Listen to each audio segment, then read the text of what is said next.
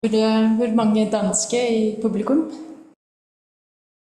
Det er bra. Så jeg synes det er ganske morsomt, fordi jeg er en gresk som ble født i Sverige. Jeg bor i Norge, og jobber også for de danske. Og egentlig er Kristiane norsk. So, just to say this in English, I think it's very fun because I'm actually a Greek who was born in Sweden and I live in Norway, but I also work for the Danes, yeah. And that Kristiane actually is Norwegian, yeah. So, but it's nice. It's what makes this a very fruitful, exactly, dialogue, I'd say. So, yeah. So thank you very much, Sanne, for the presentation and for the kind invite from the Danish Institute to give this talk today. And I also want to thank Panayotis for challenging me by asking me to give some perspective. So here is a little bit of that.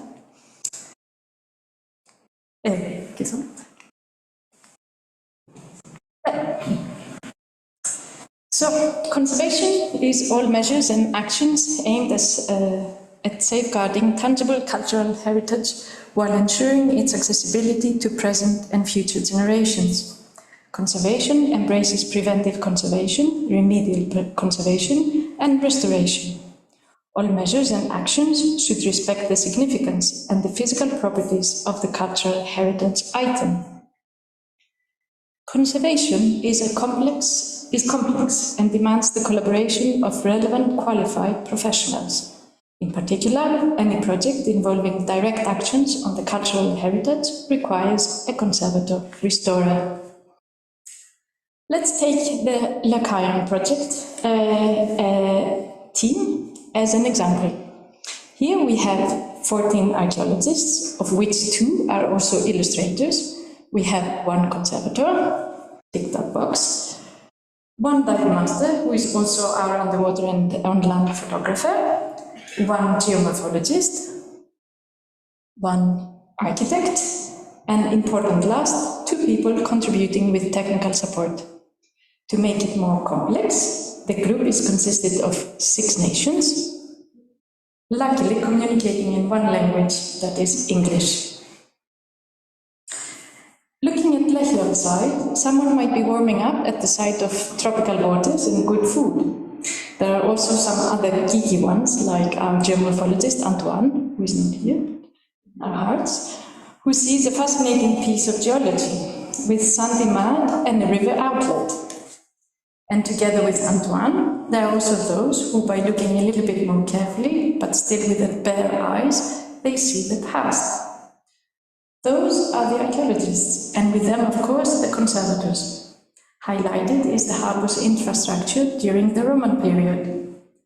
And this is, for a conservator, our object, which here extends an area of a merely 7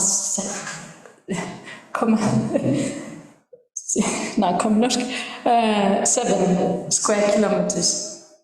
In this on-site conservation lab, a conservator is confronted with 1 very large, complex, and very exposed object, and a very challenging to take care of. With the help of our archaeologist and project illustrator, Hjelm-Petersen, we can start picturing in our heads what this object looks like. Here you see the entrance channel with a view to the inner harbour's basins. Here is an illustration of Lechaion's wooden caissons that were used as a foundation to artificially raise the seabed and so add the moles to the artificial harbour. There is even a wooden bulwark, or simply said, a retaining wall, defined by a number of wooden piles in a line, signifying a repair of the actual mole side whilst on service in order to hold it in place after some sort of collapse, some damage. Could there have been a lighthouse? Remains to be proved.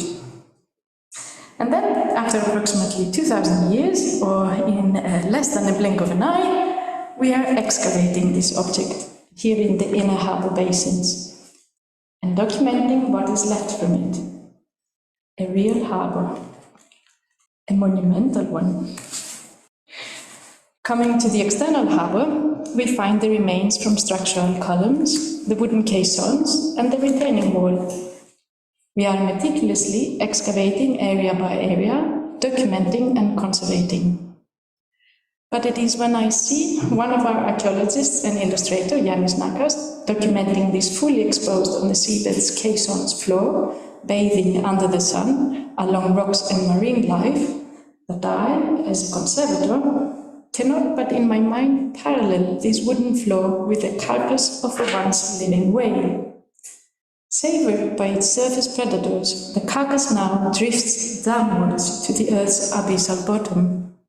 There, other hungry living creatures, both big and micro, are waiting to make most of this rare manna from heaven. It is predetermined that decomposition by the abyssal predators and the minute bacteria will continue until total perish of this once evidence of existence. Why am I here? Based on our recent findings, Lechaion's harbour basins were in use from the late Bronze Age to late Antiquity. This corresponds to a lifespan of roughly 2,000 years, from 1381 BCE to 1300 CE. The reason it was alive during this stretch of time is because it was needed, and anything broken would have been repaired to prolong its usage. Besides, and at least in a then sustainable society, the time it took to build this, the natural resources, the money, and possibly even human lives were valued. It was only time and nature that could take over. Corinth is very seismogenic. So, by the 13th century, saw the outer harbour, and far already the inner harbour from the Roman period, became too costly to maintain. Corinth lost its primacy, but persevered in time. With no humans keeping it afloat, nature continued claiming back her stretch, sinking the harbour down into her reign. Nature and time have been the rulers of the rate of decomposition of this once vibrant and vital Greek harbour. Yet, not enough time and nature has gone by to defragment and fully dissolve the evidence of existence. It is these remains that caught the eye of the archaeologists and left them with an urge to scratch its surface. The Greek physicist Yorgos Grammatikakis, who left us in October 2023 at the age of just 84 earthly years, writes in his book Ikomi tis Verenikis, "The human's perception of the structure and function of cosmos reflects in every big civilization and religion. There is definitely a something bigger than us. For example, in this picture contains a merely 340 light years across it. And if 1 light second is equal to 384,400 kilometers, and this is the distance from the Earth to the Moon, you can work out how big we are talking about. But as infinite this something is, so small it is too, because it is small enough that a small part of it from the moment of its birth resides in us, and is powerful to influence our life choices. Influence towards us remarking these remains, this evidence of existence, needing us to point them out, glean through them, touch them, work with them, preserve them, or is it preserve oneself? Like a teeniest of a teeniest of a teeniest of a teeniest at -10 with many zeros of a Big Bang, each one of us too came into being by an explosion that is our birth. And in an interesting way, one could say that energy was released from this birth too. And although most likely not as condensed in the same immense magnitude and way as the mass of the universe inside its spawning single spot, but instead, compared to the timescale of our universe, of which each one of us is a part of, then we do live a very, very condensed life, and therefore, perhaps significant as the Big Bang. Every human life is significant, no matter how strongly we feel the opposite. 20 years ago, at the age of 16 Earth years, I was initiating a future as a heritage conservator. By definition, it is my role to safeguard our tangible cultural heritage while ensuring its accessibility to present and future generations. Grammaticakis writes in his book that what surrounds us belongs to the distant or near past. Then, for the past light, I am the future. I am the present generation as I am the future too. Today, I'm standing here in front of you as a conservator. What defines me is conservation. And that, at least to this speaker, is not just a job, but rather, and up to a certain extent, a conscious mode of living, my released energy possibly expanding as I grow older. Given the creativity and level of ingenuity humans have been and are still capable of producing within their short cosmic lives, it is vital that we preserve its expression, because we humans also come, for better or for worse, with a few shortcomings, one of which is that we seem to forget quickly and repeat past mistakes, of which some should not be repeated. Life feels difficult sometimes, and then it is when the museums, the monuments both on land and underwater, and the whole cultural expression comes into significance to provide truth, perspective, comfort, confidence, and a sense of belonging. Back at the Conservation Lab at the Museum of Cultural History in Oslo, conservation life is cool, some meters above sea level. But maybe not so at Lechaion harbour. The harbour remains are exposed to the forces of powerful winds, longshore drift, and strong swells due to the shallow waters and waves, luckily with moments of rest. This makes temporary covering of the wooden remains in situ a calming task in these very shallow waters indeed, however very challenging to maintain. Because the situation for conservation is certainly less challenging at the significant depths for archaeology, as for example the Maritime shipwreck, that is the 4th century BCE merchant ship in Cyprus, resting quietly at a depth of 45 meters. And also on a flat, sandy, clay anaerobic sea bottom. As this is not the case for the 13th century, beginning 12th century BCE merchant ship at Modi in Greece. The remains of this shipwreck lie at an average depth of 25 meters, following the islet's natural rocky slope. And a rocky slope needs to be secured from crumbling on our heads whilst working, and certainly secured from smashing our artifacts as well. Otherwise, work at this rocky burial context is a sort of meditative reverse sculpturing. We conservators are a flexible, adjustable, practical, and very easygoing kind of people, no matter the conditions. We are also open to share good in situ conservation practice with fellow colleagues, including joyful archaeologists. We are trained to be skillful and inventive, finding ways to help ourselves so that working underwater is like working on land, but easier. We need a broad skill set because working underwater is challenging. In situ protection is not as easy as excavation because it has to last. Here we have, for example, the caisson 5 of Mole 3 at Lechaion harbour, a very large organic material object sized 4 meters along its north side and another 4 meters along its west side, with maximum height about 70 centimeters measuring from the sea bottom, which is identified with the scale at the top of the caisson. That's the seabed. Since so far full excavation and removal of the caisson is not an option, our approach to rebury was to build a wall along its north and west sides and to a distance of approximately 30 centimeters using polypropylene bags filled with sand from the beach. The ditch was then laid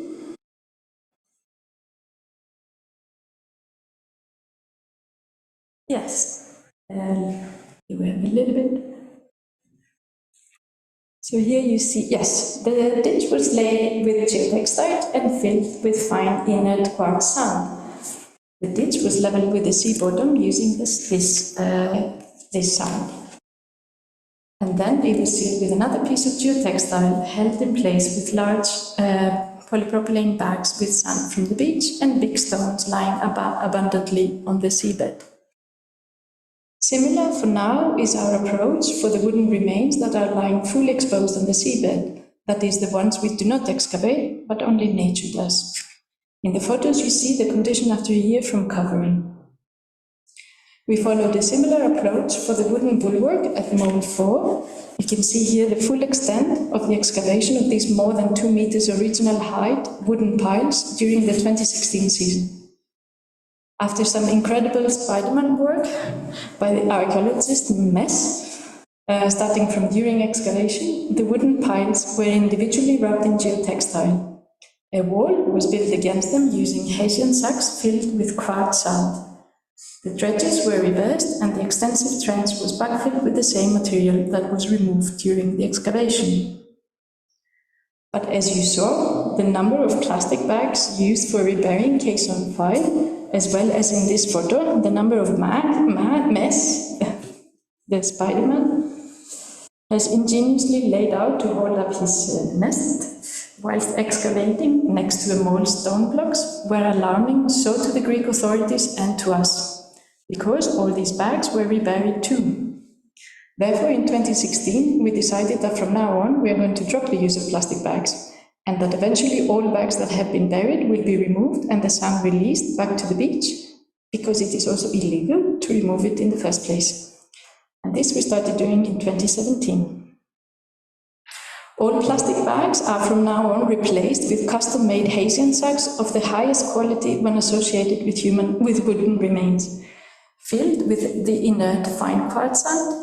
And then we are using the next lower quality Hessian sacks for all non-organic material for holding up trenches. And for these bags we use fine limestone gravel from the local quarry in Corinth. Our contribution as conservators stems from our training in material science, material degradation and technological aspects. We have a trained eye capable of tracing and identifying degradation and distinguishing it from the actual construction of an object. We are therefore able to derive, or at the very least suggest, a deterioration sequence and therefore a likely sequence of events. A very simple example is here by observing the cross-sections of caisson 5 uprights, we see they are fully perforated by teredo, in contrast to the caisson's large beams, forming the caisson's framework, where the cross-sections are not attacked. It is easy to derive that these beams were originally covered and never exposed until today. This you can see, for example, how this was constructed in King Herod's of Judea's harbour, the Caesarea Palestina. Here you see how deteriorated softwood like pine wood looks like, indeed identified as such wood by the conservator at a later time. The exposed caisson's plank looks riddled. Where you see a groove, it corresponds to the early wood, and where you see a raise, it corresponds to the late wood. The early wood is less dense, or let's say softer, than the late wood, and therefore gets the hit harder when sand from the seabed blasts it. Note though that this is also how pine wood looks like due to photochemical deterioration from the sun. But it is not only the mechanical deterioration and teredo holes wood suffers from, but it also suffers from the action of microorganisms who, by eating away wood's chemical components, they compromise its mechanical structural properties. Moreover, we can also observe that some of the wooden piles in the retaining wall present some areas with severe corrosion, and this is not the typical degradation pattern of waterlogged oak wood with a buttery degraded outer layer encapsulating a sounder wood core. Looking carefully at the remaining wall's facade, one can detect a horizon, defined by where the weakest areas of some of these individual piles are located. A hypothesis can be made that this horizon marks the original seabed, because it is at this interface between the water column and the seabed when scouring around an object, here the piles, can occur. Scouring around the structure can happen due to waves and underwater vortexes transporting the sediment. From our knowledge around materials and technology, we can spot tool marks and work out construction designs, as for example here with the uprights of the caisson, how they were fastened on the actual caisson. The existence of a random lane hid from the outside of the caisson towards in, and not as the archaeological evidence directs that this is actually from inside towards the outside of the caisson, can remark a quick fix before launching, possibly because structural elements did not fit quite well upon assembly. So could this further remark the use of or not of skilled carpenters, or maybe time pressure and fast production? Moreover, there is evidence supporting that not all piles of the retaining wall were originally uniform, neither in thickness nor in profile. The condition assessment excluded natural degradation from being the cause of this. What we can instead observe is that some piles have been as rectangular, whilst others can be classed as round. In contrast with the arched piles, which preserve sapwood at their corners, if not at all, the round profile piles clearly preserve the sapwood layer around the hardwood. Given that the existence of the sapwood layer defines approximately the end of a tree's life, then it was possible to securely conclude that not all piles had equal original thicknesses. It could be suggested that piles were used possibly based on local availability and or placed here in second use. The latter can possibly also explain at the first glance the reason why some of the piles look and feel upon touch considerably more battered than others, as it could be possible that preservation condition of some of these piles was already compromised from the previous use, and thus were more prone to degradation underwater. Some could also have been replaced during service. Here, the preserved diameter of pile 4 is approximately 11 centimeters, when diameters of other piles were measured to be as large as 28 centimeters. And since this is oak wood, that is a tree that grows large, could these piles be a result of pollarding? Pollarding is a form of pruning trees in order to increase the yield. With oak, this means more food for animal stock. Nearing the end of my presentation comes a word about collaboration. I think this picture summarizes it. I've been in many different underwater teams. What seems to work smoothly is small teams where all essential professions for running an underwater excavation are present at all times. It is also important to mention that full employment in comparison with volunteering secures more work and consistent work being done within the same period of time, as the team can remain on site for the whole excavation season. Financial security can furthermore ensure that the same and now fully experienced with the site team returns, hopefully next year. This approach allows commitment from team members, but is also important when dealing with this kind of work. As we've seen very briefly, at Lechaion, the most challenging archaeological remains from a preservation point of view are the organic wooden remains. A substantial amount of these remains, if not still fully buried, are visible on the seabed, lying under very shallow waters, exposed to the sun, the public bathing, but also to a very dynamic underwater environment. All these parameters make its excavation, documentation and protection a brave against nature and time. Ethics in conservation direct that unless we know better here and now, then we protect what is as is for the future generations. Because, as human progress proves to us, future holds better solutions. So that generation upon generation has a challenge for itself to resolve, based on the technological and intellectual human progress and needs. This makes past a source for perpetual progress. Lechaion Harbour is there to evolve us, not itself per se. Grammatikakis writes, "The ore amplifies when scientific knowledge is added to the experience, for it is the scientific knowledge which unravels the depth or the extension of all those things that the eye perceives." And if I may add, because it is the personal uplift sourcing from human culture what evidences human existence. Okay, thank you. Thank you very much. Thank you to the organizers for inviting me and for organizing this series of inspiring and indeed enlightening lectures. As Kiki said, conservation is indeed a profession of international crossovers, and it's very nice to be here. It's been a great pleasure to listen to the previous speakers, and I hope I can fulfill my role here. And as you see from the title, I have altered the title somewhat in order to limit myself and stay within the time frame. As Kiki, I'm a conservator, and I've been employed in the National Museum of Denmark since 1988 in the Waterlogged Wood Conservation Lab. And as explained in some of the previous presentations in this series, Denmark has a rich and varied underwater cultural heritage, and the preservation conditions underwater and on wet terrestrial sites are very good. Over the years, I have participated in several field projects on such sites, and I will take you through a few of my experiences and share some of the challenges encountered over the years. And my focus will be on wooden shipwrecks and also a bit technical. I apologize. It can be a fascinating sight when ships emerge in underwater or in water-saturated environments. And upon recovery, they appear with stories burning to be told and shared.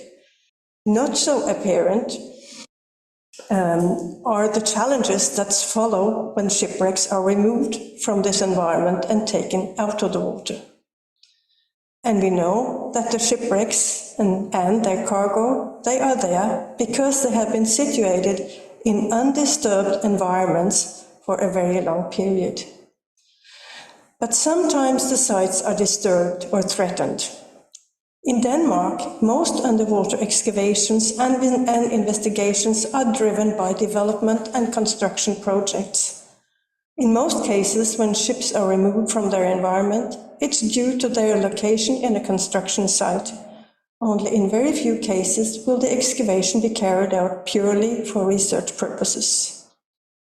But when a site is disturbed and the wood is exposed, there's a chain of events and actions to consider: planning, fieldwork, post-fieldwork, and the end use. Therefore, the disturbers and stakeholders are responsible for protecting these finds, and this starts with good planning. Some very useful guidelines regarding site management and planning of the fieldwork are described in the EU standard EN 16873 Guidelines for Management of Waterlogged Wood on Terrestrial Sites of Archaeological Significance. The standard has been developed by experts from Italy, Greece, UK, Germany, Sweden, Norway, Denmark, and after consultation among the European standardization cultural heritage experts, it was published in 2016. Although it's written for terrestrial sites and does not include the specifics for marine sites, many of the principles and concerns also apply for marine sites.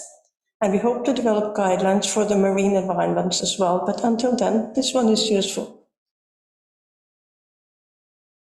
The guideline contains advice on crucial elements such as management and protection of site and finds, recording, labeling, cleaning, lifting, packing, and transportation of the finds.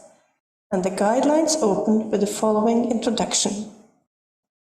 From the moment of exposure, waterlogged finds are vulnerable to a range of cultural and natural threats.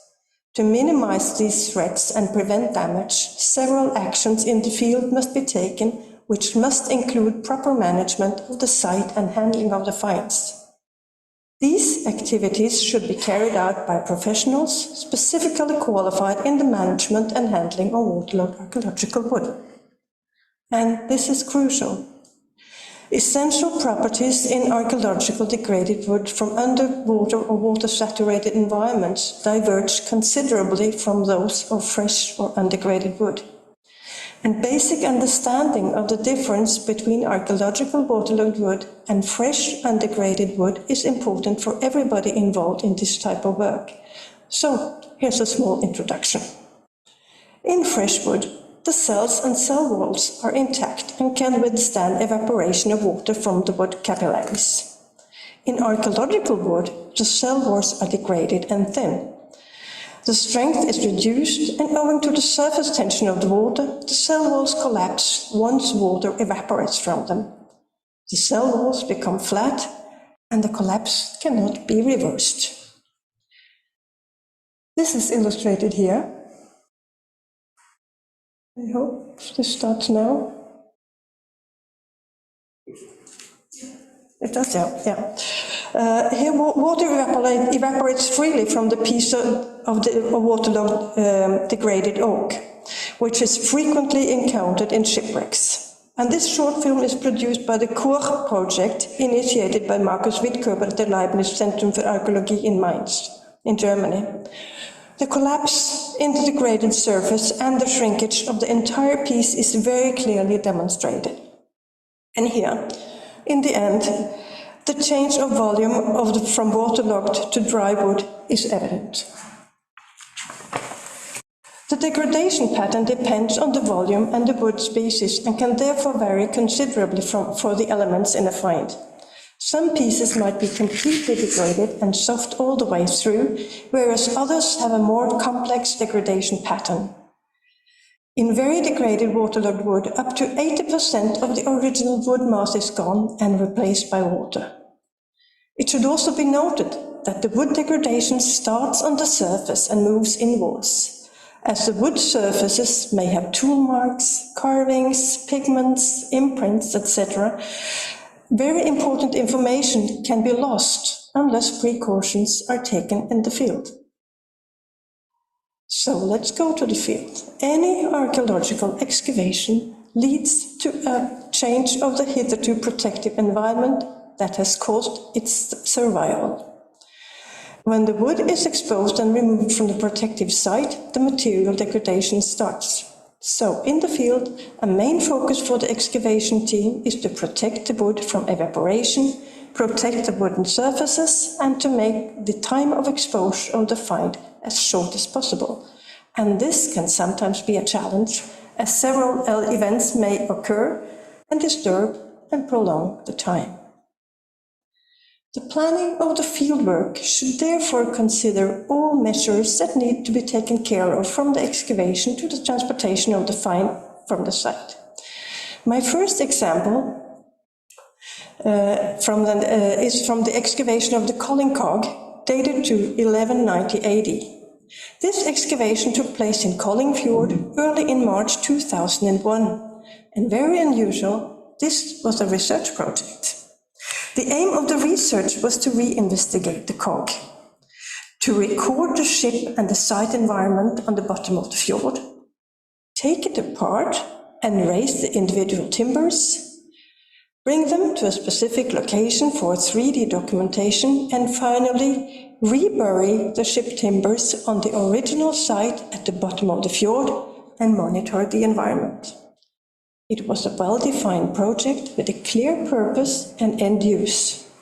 The team was well instructed, a ship was hired and equipped, and the relevant expertise participated. Part of the project was to analyze the burial environment, so to give an indication of the overall site conditions, the concentrations of oxygen, hydrogen sulfide, as well as pH were measured before excavation.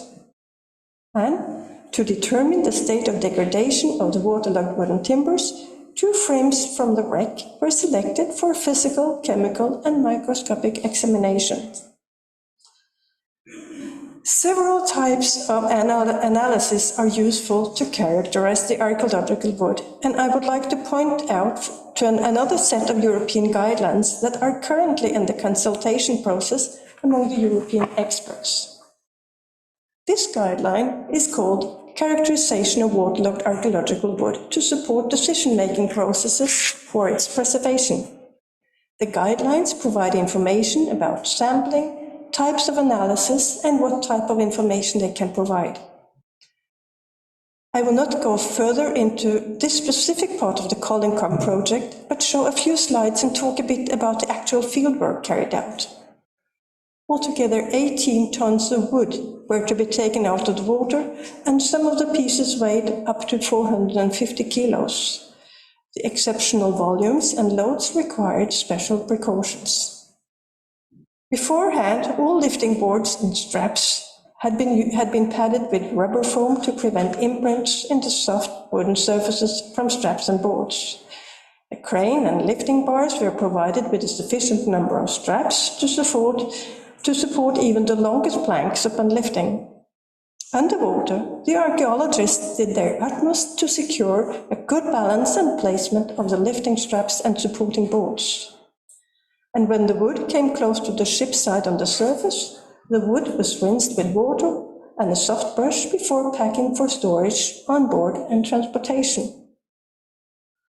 The ship's open cargo tank was padded with fiberglass insulation mats, and mats were also placed between each layer of wood and allowed secure stacking of planks and heavy timbers.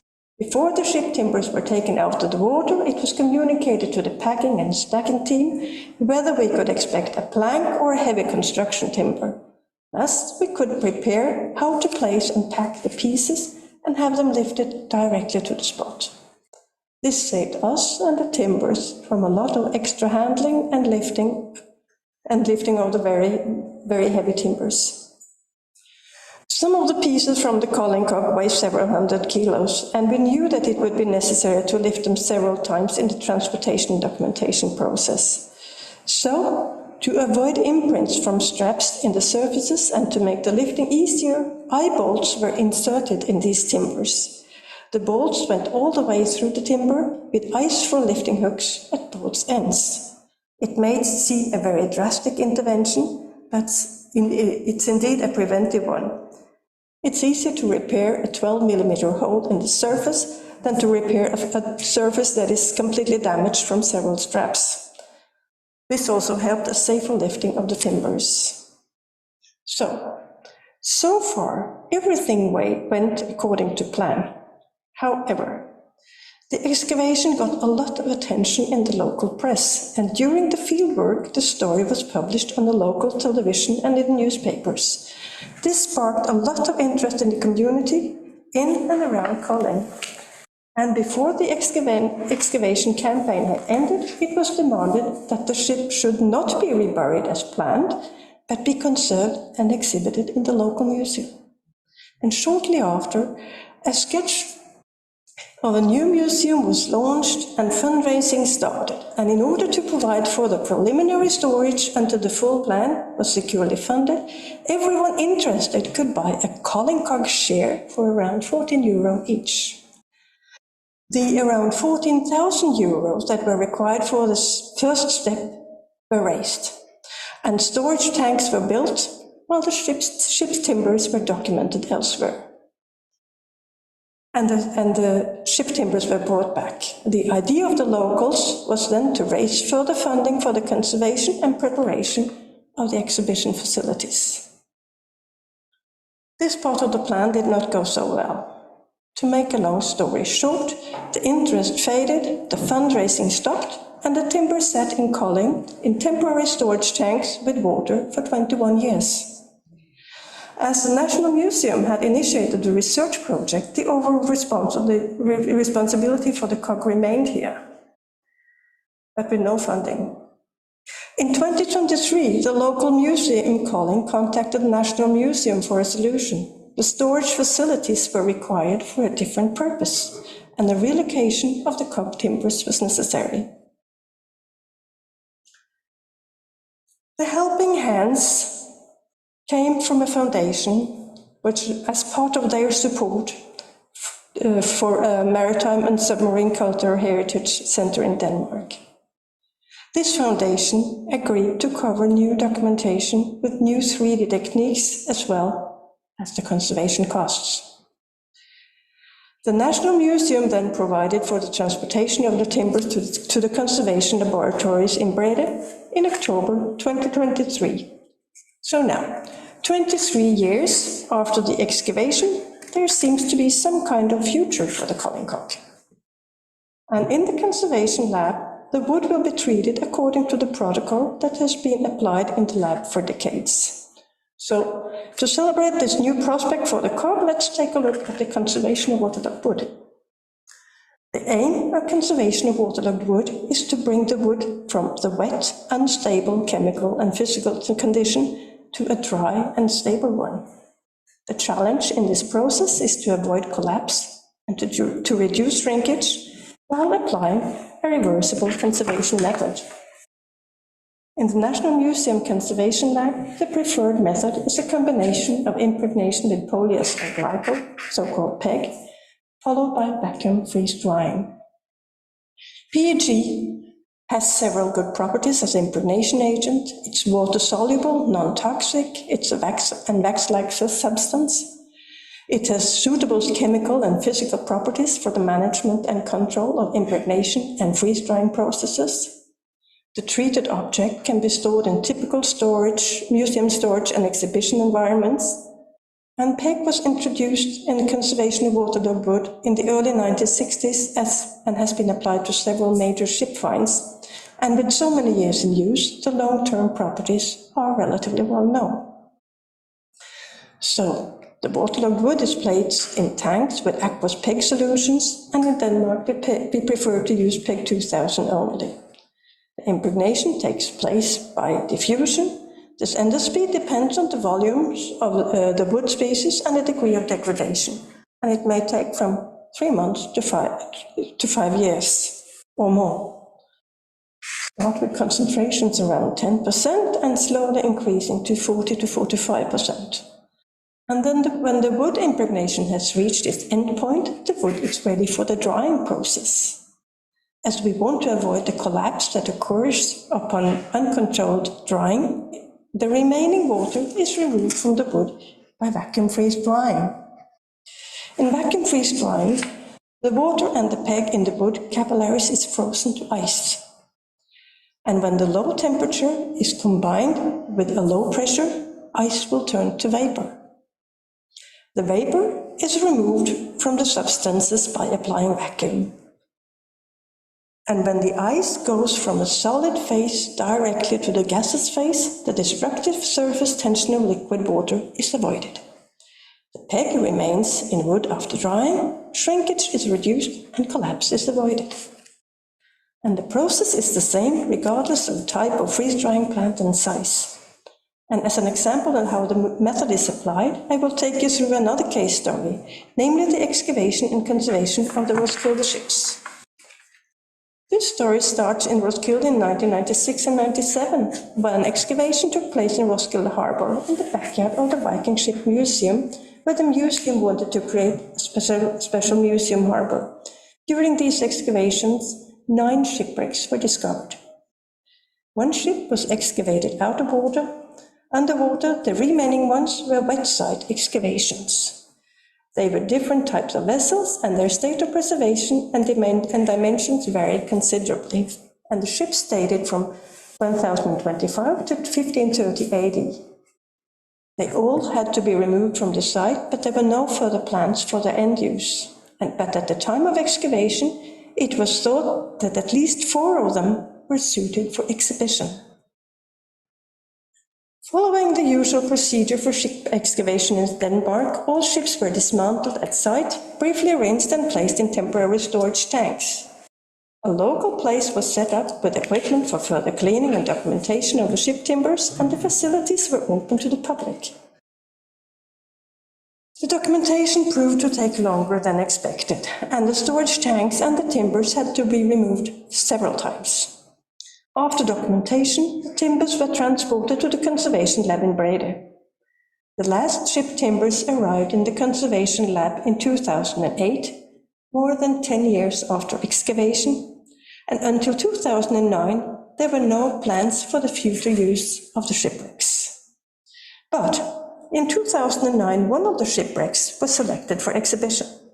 Not just any shipwreck, but the number 6 wreck to be discovered in 1996, the so-called Roskilde 6. Dated to 1025, the Roskilde 6 is a Viking ship, and being 37 meters, it's the longest Viking ship ever excavated. The Roskilde ship was selected to be the key object in a traveling Viking exhibition in Copenhagen, London and Berlin, starting in 2013. With this decision, a very tight conservation plan for impregnation and freeze-drying of the timbers in correct shape was established. The plan involved full reconstruction of all the ship lines and curvatures, design and building of a steel support that could be taken apart and travel with the ship, and safe solutions for traveling with the original ship timbers. The reconstruction was crucial as it would be used to design and produce the multi-purpose steel frame. And based on the original documentation of the timbers and ship findings from the same period, it was possible to reconstruct the overall framework with a number and placement of plank lines, details of the stem and the rudder and the mast, the keel curvature and the number of placement of ribs and cross-section lines. The reconstructed shape was also required for the vacuum freeze-drying process. Prior to freeze-drying, peg-impregnated wood is very wet, is wet and flexible, and it's possible to fix plank and timbers in the right shape and connect fragments prior to freezing and freeze-drying. This is very difficult to do after vacuum freeze-drying. So, with the reconstruction drawings at hand, the conservators could use them for the freeze-drying processes. The impregnated keel parts were ready for drying, and the individual keel ports were produced according to the drawings. The keel parts were taken out of the impregnation baths and immediately fixed in the supports, and the fixed keels were pushed into the freeze-drying plant, and the vacuum freeze-drying started. Similar methods were taken in drying of the ribs and frame timbers, and these were also fixed in shape with special devices before starting the vacuum freeze-drying process. The planks also required freeze-drying in the right shape, and drawings of curvature of each plank had been made in the Rhinoceros program and forwarded to the conservation laboratory. The drawings gave the exact distance from a baseline to the plank edge, and wedges in the right dimensions were placed under the planks prior to drying, and when the planks were frozen in the correct shape, the drying could start. And while the wood was being conserved, a blacksmith company designed and produced a steel frame and transport system. This enabled the conservators to build up the ship in shape for exhibition and to take it down afterwards and travel several times. The Roskilde 6 project initiated new research and provided knowledge about the original dimensions and construction of the ship. Also, a new concept for exhibition of clinker-built vessels was developed. This concept allows exhibition, transportation and storage of the ship, and it can be applied to other finds. However, while a lot of resources were spent to finalize the conservation of the Roskilde 6 ship and prepare for exhibition and travels, less attention has been given to the remaining ships from the excavation in Roskilde harbour. Of the 9 wrecks, only the Roskilde 6 has been conserved and made available to the public in exhibitions. Almost 5 wrecks have been conserved but are not assembled, and the ship timbers are placed on shelves in storages. 3 wrecks, plus pieces from some other wrecks, are still in the impregnation tanks, taking up space and blocking the way for other waterlogged finds. The only comfort lies in the fact that if a demand for exhibition of the 3 wrecks still in impregnation tanks should come, there is still a chance to shape the timbers prior to freeze-drying and thus enable assembly after drying. I must stress that I have experienced ship projects with happy endings, and that the situations mentioned here have arisen from a series of unfortunate events, and the examples are not presented in order to blame institutions or persons. My errand is to highlight the cocktail of risks that is served when shipwrecks are taken out of the water. These risks are linked to the high costs, special equipment, and long-time processes involved in such projects. And mixed with this are periods when finds might be placed for a long time in temporary storage or in impregnation tanks, out of sight often also out of mind. To deal with this mixture, special efforts and dedicated management from the very beginning is required. The risks must be faced from the very beginning of the project, and this site management decision map developed by David Gregory and Martin Manders from the SASMAS project describes the steps that should be considered for the proper management of underwater cultural sites from the start until the end use. The decisions are related to the cultural heritage assessment and the threats on site. In this map, conservation and curation option is only one of the potential end uses. Other options are reburial or leaving in situ with monitoring. Once it has been decided that the ship is to be removed from its environment for one reason or another, and that conservation is the best way to save this cultural heritage for the future, it implies that the find has sufficient cultural value to justify this end use. Consequently, the decision to conserve implies that stakeholders and managers deciding this end use takes on the responsibility for the future of the find. And this leads me to my final slide and wish list. When projects change hand or take a very long time, the responsibility tends to become unclear, and when the projects require action or resources, it often becomes the headache of the conservators. To take on the responsibility means to raise funds and secure continued resources, to initiate research and investigate future access and the dissemination of the find. Taking a ship out of the water requires continued commitment, a lifetime commitment almost. Next on my list is the responsible use of resources. Fieldwork, documentation and conservation are costly tasks. And personally, I think that when the costs have been spent, either our tax money or external funding or both, the conservation should have a higher goal than stabilization alone.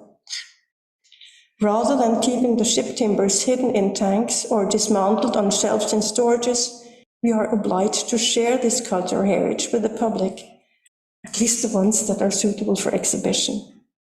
If a ship is suitable for exhibition, this should be reflected in the funding strategy, which need to cover reconstruction and drying, enabling assembly.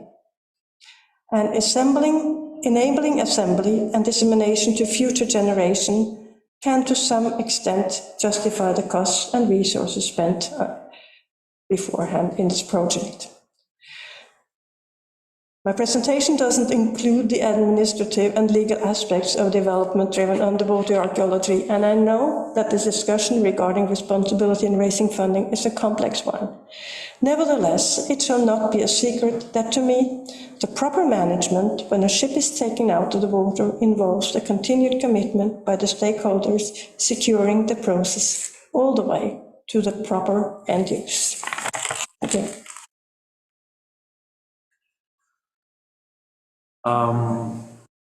As always, we tend to start the discussion with a short or a brief or not brief comment by our discussant, mainly on your thoughts about what we heard so far. So, please. I thank the Danish Archaeological Institute for inviting me. And I have to say that I'm very happy to meet Angeliki Zisi and Kristiane Strætkvern, because Angeliki, we cooperated in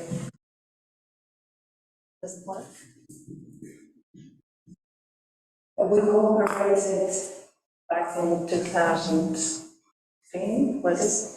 No, 2006. Oh my God. And I admire her international career. I really admired your talk. And Kristiane, I met her last October here in Athens. We invited her at a conference on the history of conservation, from the first scientific laboratories to the World Conservation Centers.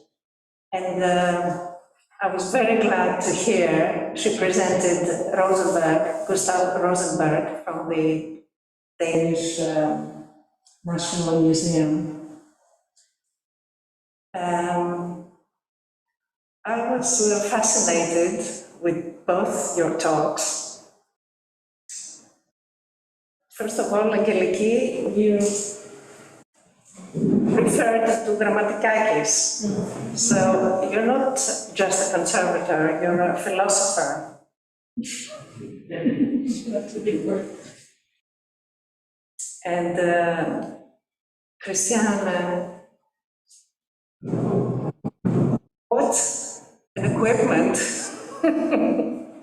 I mean, the freeze dryer you have in Denmark is amazing. And the teamwork for both of your projects. I enjoyed it very much. I'm not an underwater conservator, although when I came back to Greece from my studies in England at the Institute of Archaeology, I visited the Institute of Underwater, the Ephorate of Underwater Antiquities. I was looking for a job at the time, and I was visiting different labs and institutions. And I met George Papathanasopoulos, who was in charge, who was the director, and he was excited. He said, "Oh, we have a university degree conservator. Yes, we need you. Will do everything I can to hire you." And then I went home and I said, what did I do? What if they hire me and they bring up a ship? And I was in panic. And fortunately, they didn't hire me. And still, no ship has been lifted in from Greek waters. In the meantime, I got a diving degree, a second star, deep and dark dive. And I was involved in the Institute of Underwater Archaeological Research, ENI, in Iria and the Hos, and also in Vravron, you know, the site where the Temple of Artemis is in East Attica. And they have found already since the 1960s, they found wooden objects, shoes and figurines. And then we found again wooden objects in 2013. And they're using this method with polyethylene glycol, 2000 and 4000 impregnation, and then freeze drying. So I wanted to ask you, Angeliki, these are Hessian sacks. How do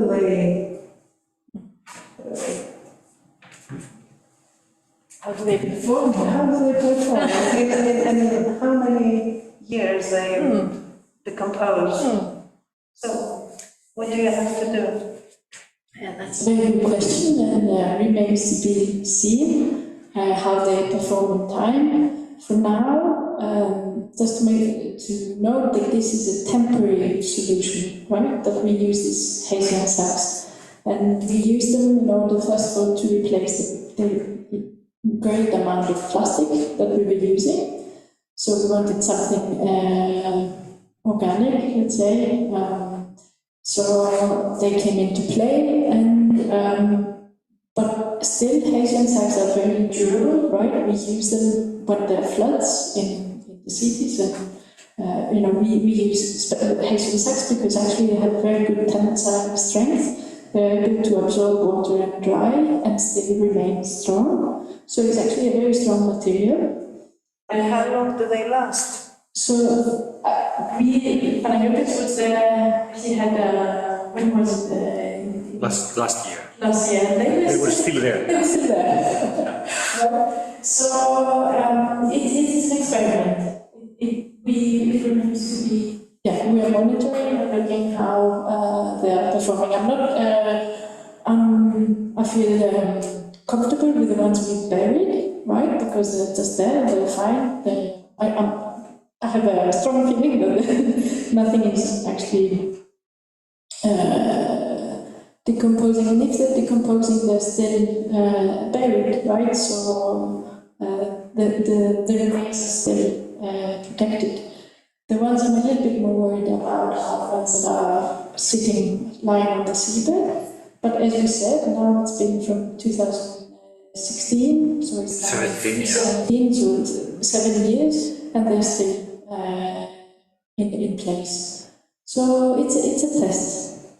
But we did it having in mind that this is a temporary solution anyway. So, yeah. I hope that answers the question. Yes. Thank you.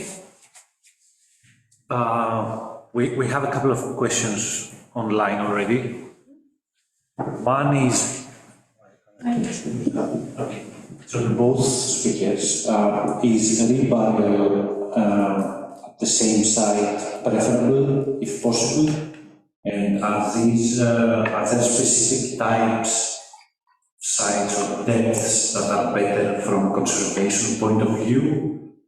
Like he says, I suppose fresh water is better, but maybe in Denmark it's freezing twice could be a problem.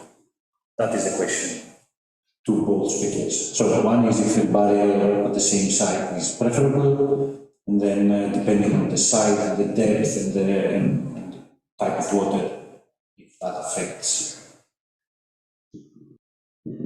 Well, this is not, I'm mainly out of water, not so much in the water, but if we go back to the Colin Cork, the plan was indeed to put it back on the same side, because, I mean, we knew that the preservation conditions were good. I mean, that's why the ship was there. So as long as the site is not threatened by waves, or it's been exposed, or in other ways threatened by constructions or anything, I would say that in most of the cases, the same site would be, I mean, reburial in the same place would be to prefer. And regarding that, I think the major thing is that it's buried under the seabed. So that the access of oxygen is low, or almost like none. I totally agree. Yes, the best solution is to bury where they were found, because that also means less transporting. Like logistically, it's the best thing to do, and realistically, actually, to just bury where they're found. And as you said, indeed, and we've done that at Lechaion. We just needed to rebury it like a pile from the retaining wall and a plank, and that we did on site, excavating more than 50 centimeters depth, trying to find the most anoxic sediment, and then lying there, because basically that was also our only option. Because unfortunately for Greece, there is only one effort of underwater antiquities with very limited storage facilities. So we need to think how much material we send back to the effort, because it's not necessarily they can accommodate it, and it's not because they don't want to, but it's because they can't, because of space and infrastructure and costs. So it's absolutely legitimate to actually rebury on site until we secure something better outside the water. And as for the depth, I think indeed, the deeper we are, and in the water column, the deeper a site is found. And depending on the sea bottom, on what type of sea bottom it is, then indeed the deeper, the most quiet, the most undisturbed a site will be compared to shallower waters. Yeah. I don't know if you have any questions. Please have one. Or one. Yes, we do have online, so.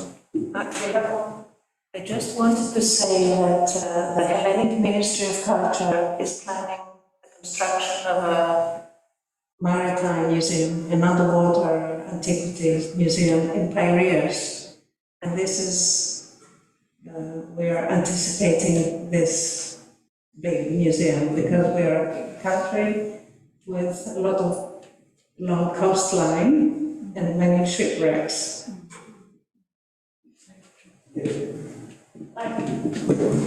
Yes, but it's not the shipwreck side, they have only replicas. This is the plan for the museum. You never know. Yes, I know, I'm working in effort, but they have no plan to have a shipwreck there. Maybe in the future. We have shipwrecks, but we don't have the way to management all the situation.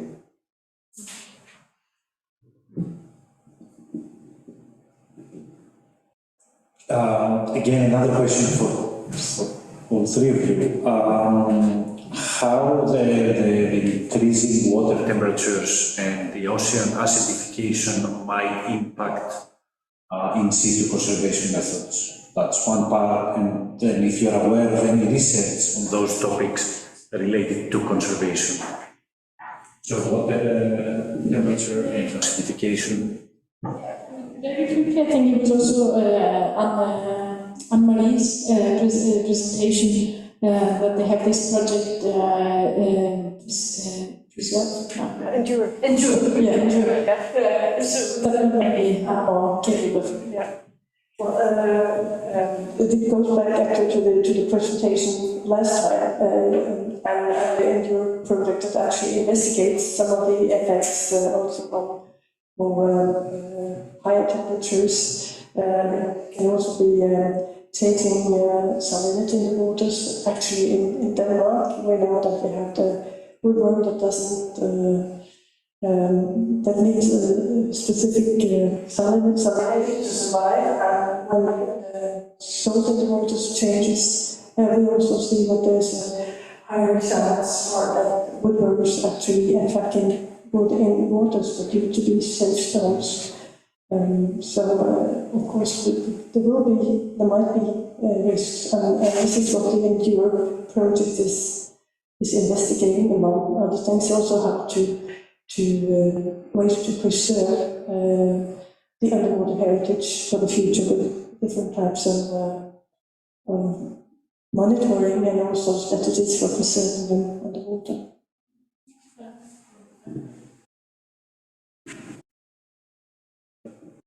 I have a very, very general question. Again, for all of you. Do you think that we have enough conservators? And also, do you think that we have enough conservators on site in Greece and in Denmark? And it's as broad as it sounds.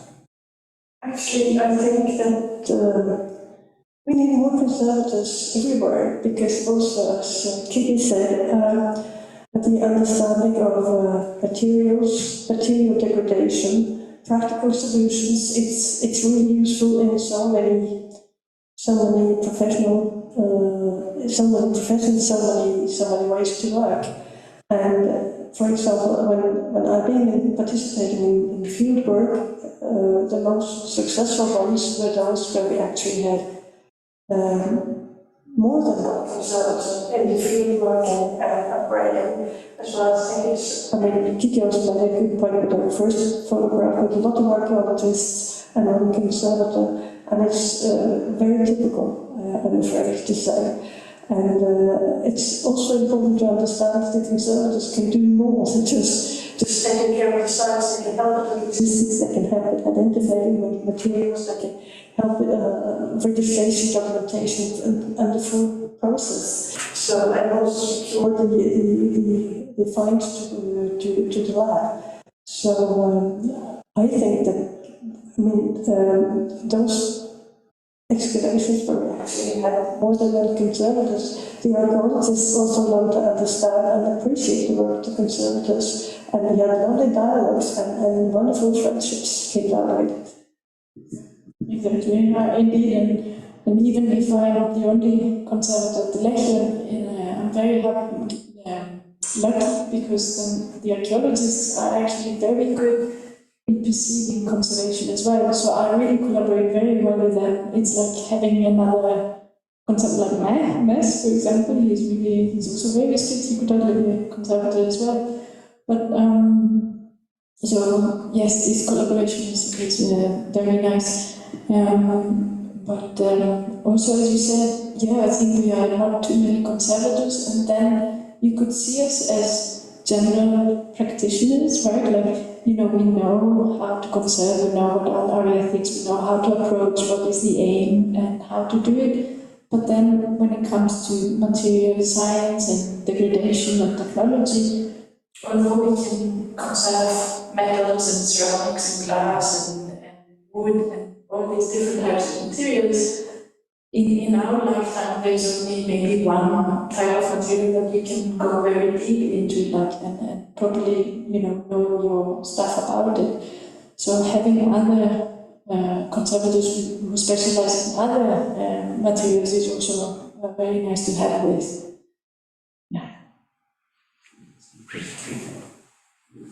Perhaps our colleague from the FRA to Underwater Antiquities could answer this question. Yes, they about more many conservators from the fleet, and have some solutions, some such like the survey of Fourni and the survey of Cassos, and we participate 4 or 5 conservators from the fleet, but all of that is in a voluntary base, not with the FRA. How many conservators you have at the FRA of Underwater Antiquities? 5, and the guy from the 3 of Diver conservators. And there's another problem now to make this museum, but when they ask about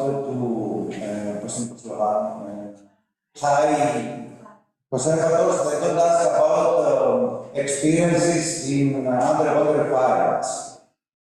And that means now we have 5 people with no experiences in underwater finds working for the new museum. At the same time, we have people who have that experiences, but there is no way to make no possibility to take the position, because when you make that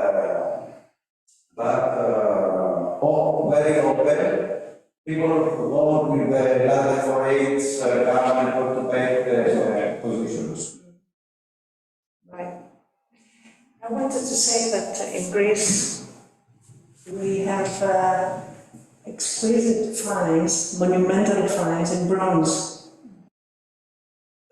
Large-scale bronze statues, and this is what we are anticipating in this new museum, where we're going to see them exhibited for the first time. And because of the expertise of the National Archaeological Museum in Athens in mounting these statues, we have this expertise since 1897, when Poseidon of Libadostra was found. And of course now it is much more non-invasive, etc. And we have many statues that we are in the course of constructing their mount for this new museum.